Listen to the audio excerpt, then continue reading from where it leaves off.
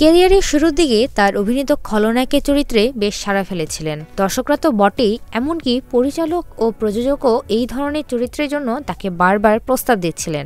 একসময় অবশ্য সেই তকমা ভেঙে তিনি হয়ে ওঠেন প্রেমের প্রতীক। বলা হচ্ছে বলিউডের বাদশা শাহরুখ খানের কথা। সম্প্রতি জোর গুঞ্জন উঠেছে যে পুরনো মেজাজে ধরা দিতে চলেছেন এই অভিনেতা। হাজির হতে যাচ্ছেন খলনায়ক হিসেবে। টপার ননস্টিক কুকওয়্যারে 5 স্তরের ইউরোপিয়ান স্ট্যান্ডার্ড কোটিং থাকায় খাবার লেগে যায় না। দক্ষিণী পরিচালক সুকুমারের আগামী ছবিতে শাহরুখ খান নাকি পুরো দস্তুর ভিলেন, যেখানে নায়কের চরিত্রে দেখা যেতে পারে পুষ্পাখ্যাত আল্লু অর্জুনকে। শাহরুখ এর আগেও একাধিক দক্ষিণী নির্মাতার সিনেমায় অভিনয় করেছেন।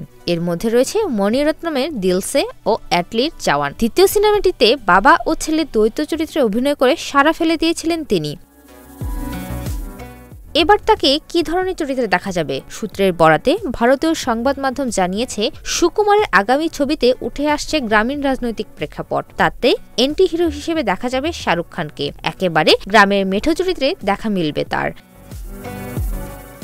এই খবর প্রকাশ্যে আসার পরেই বলিউড থেকে দক্ষিণ ইন্ডাস্ট্রিতে শোরগোল। এদিকে দ্বিধাবিভক্ত হয়ে পড়েছে শাহরুখ অনুরাগীরা। অনেকেই চিন্তা করছেন, তারকাবহুল এই ছবি কি সত্যিই হবে? কারো কারো আশঙ্কা, এমন অনেক ছবির ঘোষণা হয় কিন্তু শেষমেশ সিনেমাটি আর হয়ে ওঠে না।